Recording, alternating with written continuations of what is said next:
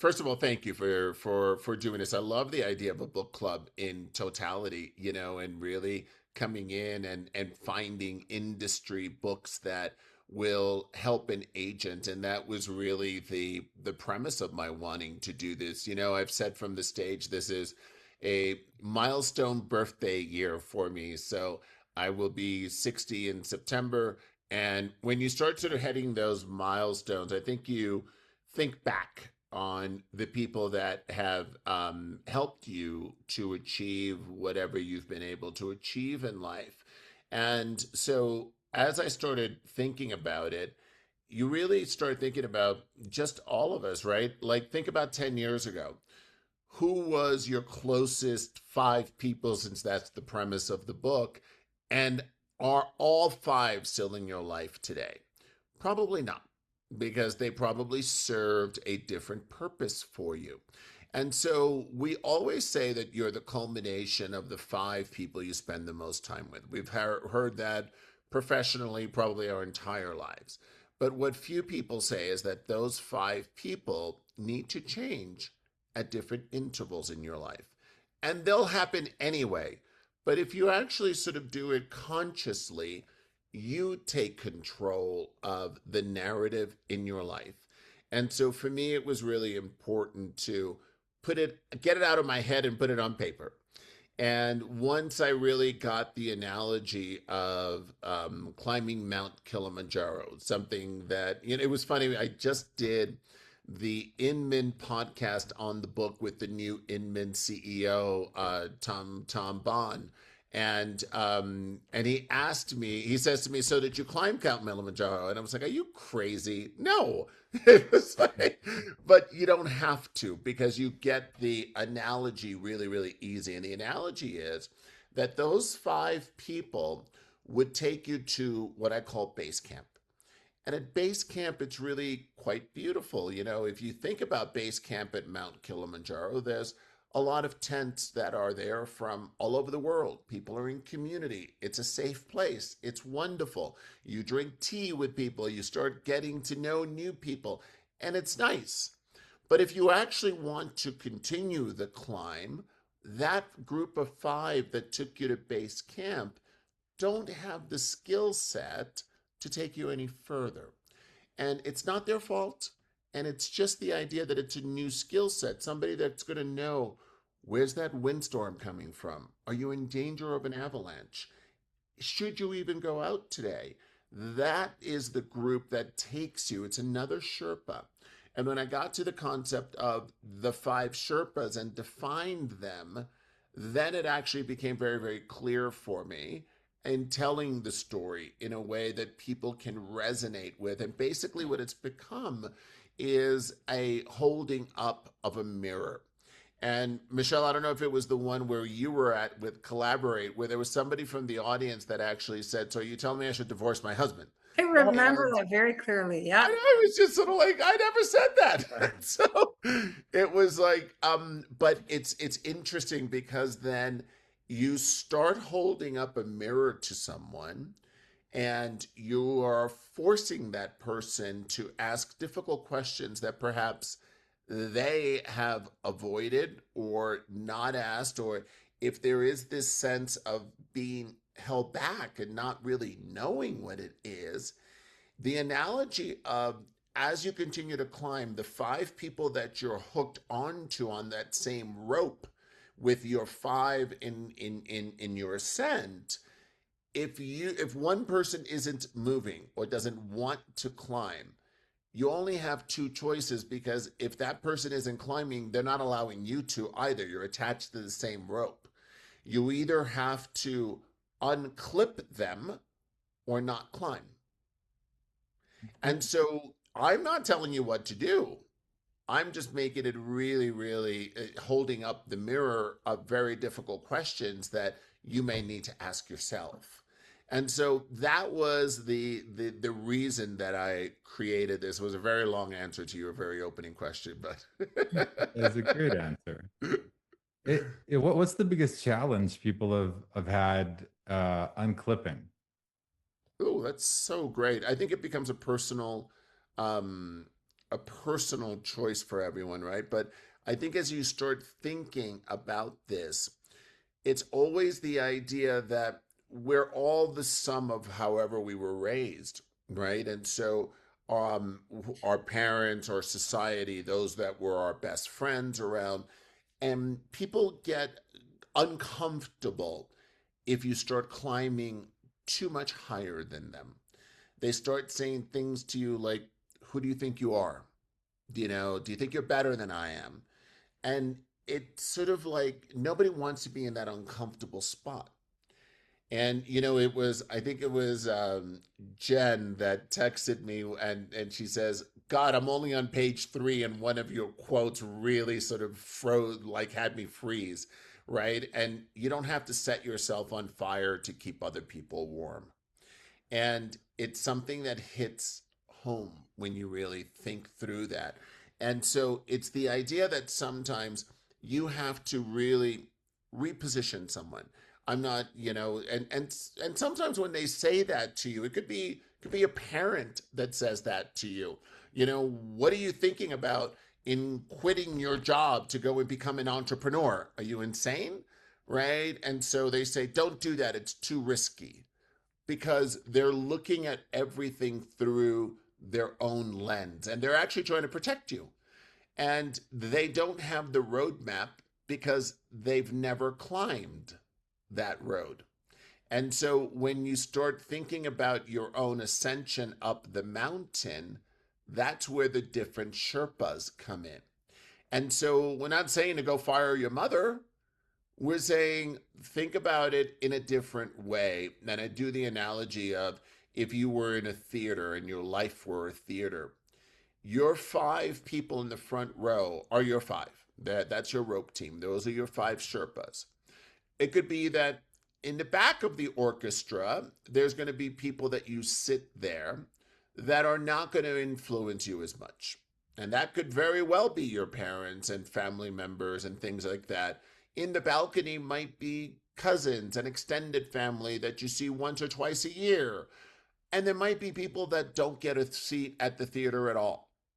And those are the people that you need to have a conversation with, or not. There's such a thing as quiet firing, right? You can write a letter for yourself and never send it. But people who are not allowing you to climb, you will just shift the relationship that you have with them in your life as you continue your own ascent. It's got to be difficult for people to try to translate an unknown peak uh, when they're trying to explain to somebody that they're trying to accomplish something when they don't even know how to get there. So, how does someone rectify that? Because if they don't know how to get there, but they know they want to get there, and they're saying to somebody, you're not one of the 5 that are going to help me get there, how do they go about explaining it? Everything, well, there's certain chapters that take you through that exercise, but when you think about it, We're only on 1 and everything 2 so far. We decided most people stop reading after chapter 1 and 2 in any book. So bringing you in at the beginning is better than bringing you in at the end. Okay. So you're only on chapter 1 and 2? Come on now. A It's lot of 2 chapters questions. every 2 weeks. Sorry. Yeah, Okay, got a it. lot of Got it. questions, a lot of deep thinking there. And Yeah. I, you have, I mean, I'm an educator, retired educator, and like I said, I've got to pull back and take some time, you Yeah. know.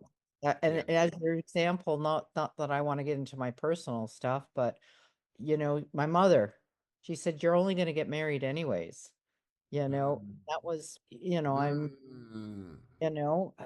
and I've done college, I've done university, which is different from the Mm. States, but Yeah. I'm still in school. Yeah. Yeah. And think about those words from the person who has probably one of the largest influence on you. Mhm. You're only going to get married anyway. Like, who cares what you do? Right? And it's sort of like, if you let those words come into your being, your ambition goes out, because it doesn't matter what I do. right? And so, but you and your vision and what you want to accomplish and what your legacy is all up to you. I'm still on the mountain. I'm Oh, still climbing. we all are, Yep. right? Every and to your question, Tarek, imagine when every new plateau you get to, guess what happens? As you get up there, if you go to the actual analogy of the mountain, as you continue your ascension, every plateau, the air is thinner. So your body needs to acclimate to a thinner air. And so it may take some time to acclimate to your new environment. But guess what else is different? Your view, your horizon, your the way that you actually see things, because you're past the cloud cover, which in the metaphor, it's whoever's placing doubt on you, including yourself, by the way.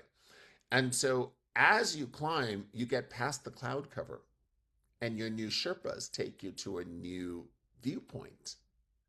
And so that viewpoint becomes very, very clear once you're there. And now the question comes, as you continue your ascent, what are those next five? Some of them could be the same people. Some of them could be, yeah, as you continue to focus on what they are, the five Sherpas that are there, it's your spirit Sherpa, your skills Sherpa, your strategy Sherpa, your vision Sherpa, and your truth Sherpa. So those are your five, right? And every one of those roles play very, very distinct parts and roles in your life. And as you go through that, that's where you actually start assigning, whether very literally or just in your own mind. Here's the beauty of it: you're the own architect of your own life and your own climb. And so when you start doing this, look, everything in life is infinite. I can't breathe any more air than you can. It is infinite. We can all make as much money as we want to. The only thing that's finite is time. And so when we start sort of thinking about, well, if I don't even know that the what I'm sort of needing to continue to climb, but I know that the people that are around me are not helping me climb, how do I actually sort of make that move? You just do, because that's what the climb is. You move forward, you move up, and that's what the climb is. Or you not doing that is a decision not to climb any further. So your indecision is a decision. And so there is very actual things that you do in order to climb, and it is laid out once you get past chapter 2. You know, the first two chapters have a number of exercises in them, Every and chapter does. yeah, Yeah. no, I can't wait for the next ones. But they're a little. They're. It's not that they're difficult, but each one forces you to think a lot. 100%. Was that by intent, or did it Oh just? my lord, of course it was. Look, this to me was putting my heart on pages and saying to me, at this point in my life, the only thing that matters to me is creating impact for others. That's the only thing I want to do. And so for me to put this out, it took me about 4 months to write the book. And it was interesting because the first person I told was Robert. And Robert said to me, "Why didn't you tell me you were writing this? I would have thrown a big party and a book thing for you." And I'm just like, I didn't want anyone to know, because there's so many people that like even in my circle, those that say, "Hey, I'm writing a book." I'm like, "Great," and they never do anything, right? And so I didn't want to be like another person of just saying, "Hey, I'm going to do this," until it was done. And that's sort of the way that it just works in my head. So for me, it was like I wanted to be able to get what was in my brain out on paper, get the structure together, and then create what this was. So, yes, every chapter I literally broke down to really think about what are those questions that somebody, where I was at that point in my climb on the mountain, that I wish sort of gave me those set of questions. And so that was actually probably one of the biggest things for me, was the set of questions for every chapter and where that would progress one to where that would be the next logical step in ascension up the mountain. Last question, then we'll turn it over to Yeah. everybody else. But after writing the book and then hearing people talk about it, and having your own time to think and reflect on it, do you feel like you have the right questions, and are you missing any? That's what an incredible sort of reporter question to ask, Tarek. It was, look, I think that something really interesting happened to me after writing the book, which was everyone else's reaction to the book, which I actually could not fit into the post writing of this, where, you had someone like Jason Pietro, who is a really, really great team leader with LPT. He actually became very, very vulnerable. He took every chapter, went on screen, and created a video of him going through the exercises and put it on YouTube. And every single chapter, and I was just blown away.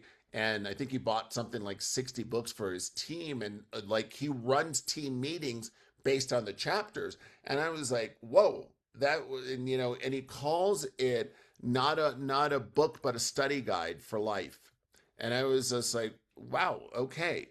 I did not expect those reactions, right? And somebody saying, this has already changed me, and these are changes that I've done in my life. And so the idea of wanting to have an impact for someone and then seeing the culmination of it in just a short period of time, in a few months, those were new feelings for me. Like, I didn't know like where to put that. And I actually had this conversation with Robert because he was the only one that I could think of to have the conversation with. And so he just smiled because, he said that is impact. And and for him, he gets it because of what he's created and things like that. And so for me, that was like a realization that I never put into the map for me. So I think they were the right questions, because I think that people are reacting to it and making positive choices in their climb based on those questions. Oh, what a perfect host answer. No, I got them all wrong, Tarek. Wait for wait for the Boom. second edition. Wait for the second edition. It's all going to change. Awesome. Thanks, Michael. Of course, brother. Anybody got any questions, comments? Yeah, just listening to you talk was reminding me of a saying I heard from a friend a long time ago about how everybody comes into your life for a season, a reason, or a lifetime. There you And I go. know that really helped me kind of Yeah, place people, in the last few years of maybe shedding some old friendships or relationships and understanding that they're not supposed to be there forever. They were, as you said, part of the climb, right? that's right. It was funny because also in that collaboration tour, there was somebody that came up to me and said, it was funny. It was somebody that had been in their lives forever, like from college, like 20 plus years.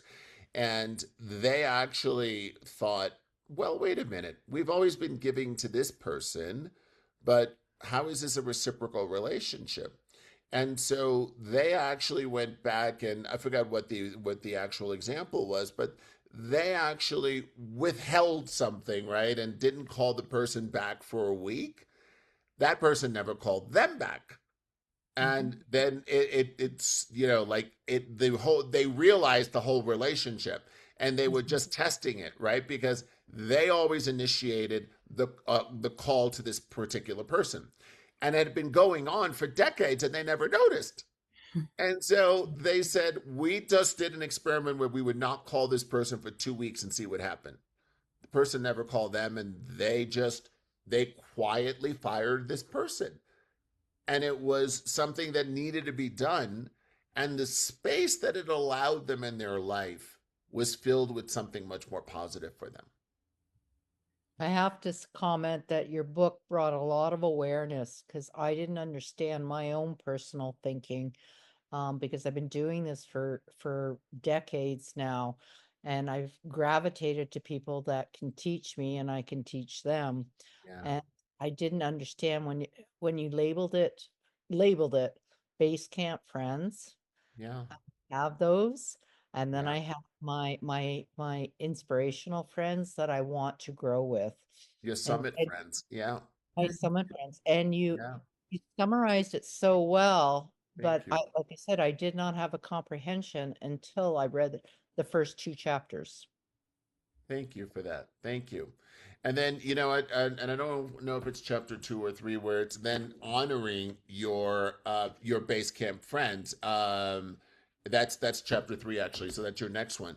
And it's the idea of coming in and saying, look, they may not serve what my climb has been, but those people that were there in the beginning, those people that you shared great experiences with, you honor them, right? They may not be on the rest of your climb, but that's like saying to an Olympic athlete, that coach that you had in grade school or high school on the team that got you to the Olympics, it's not the same coach. Your high school coach is most likely not your Olympic coach, right? But and they're not part of your continuation of your climb, but you honor what they gave you as you climbed, and you put that honoring there. It's not like you're going to forget everyone, right? You don't. You remember what they played in your life, in your role, as you were continuing up the mountain. That's chapter 3. You'll enjoy that one. Oh yeah. This is spiritual. That's, Yeah. that's Well, there is a Well, spirit Sherpa. it should Jason. be I've never seen any emotion out of you ever Oh, gosh, since I my have. first conversation. So I'll come on. You got to give us something today. Put me on the spot here. No, I mean this book does make you think, and you have a lot of people that come and go. I've had a lot of business colleagues that have been in my life for my whole career, and then I've had friends that you see on Facebook, and you're like, we used to be best friends, and they're not in your Yes. life anymore, and you don't even think about it. Like you just realize once you remember them, Yeah, even though like you were thick as thieves before, right? So that's it. it's interesting. That's when you get to that next chapter that we're talking about. And Jason, I think you've read the book already. I'd say as you go through that, you place them in the spot that they belong, right? We had great times together. I am not sort of dismissing that. I'm just saying that I'm not going to spend any more time with you because you're not helping me continue my climb. I'm honoring you. I'm wishing you well. And I'm saying, I hope you have a really nice life. But, we've had those times where imagine when, you go and you create your life and you go back to where you were raised and your school friends, when you go back to your hometown and you look at them and they're in a time capsule, right? It's like they haven't changed much, right? They're still playing the same video games, they're still going to the same bars, and they're still working a job as opposed to have done a career or elevated themselves. And you start looking at sort of like, oh my God, you just stopped, right? But imagine it as they didn't just stop. They decided that they wanted to stay at the plateau they were at. You decided that you were continuing to climb. So it's all perspective. You're honoring who they are. You're not better than them. You're different than them. You're saying, but you don't fit into my life and my climb now because it goes back to everything is infinite except for time. So if I decide to go and spend 2 hours with you, it's 2 hours that I'm not climbing with somebody else that can help me elevate.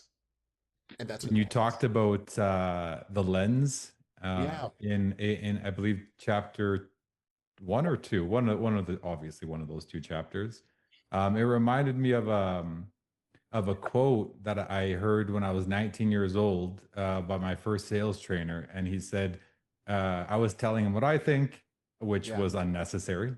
But obviously, I was 19 years old and I had a lot of Yeah. opinions. And Sure. he said, Tarek, people don't see the world how it is, they see the world how they are.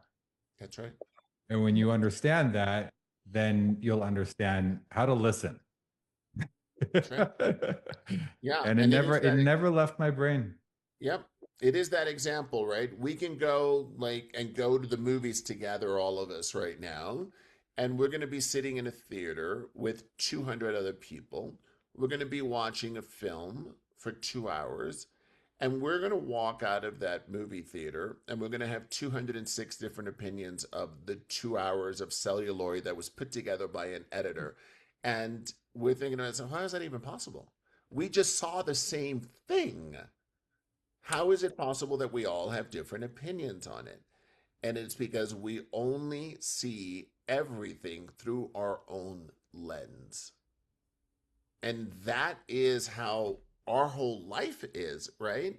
And so your lens doesn't expand until you allow other lenses to come into your lens, right? And so as you sit, then your lens gets larger because your own understanding of other things get larger, right? And so like that 19-year-old Tarek that was challenging his mentor back then, it was because that was the lens you had. But now that you've actually gotten to the role of mentor to many people in your life now, that role has shifted, but you understood when you see something because you were the 19-year-old protege and you had that lens, and now your lens developed larger. Oh, thanks very much for this, Michael. What a wonderful book. You're such a wonderful man. We're all very grateful to have you. You're doing so much for all of us. And I hope that together we reach the summit. Well, you definitely will. You will reach your summit and those that are help you climb to it. And Tarek and everyone, thank you for the support. Thank you for the feedback and really I'm only here to support your climb. So thank you all very, very much.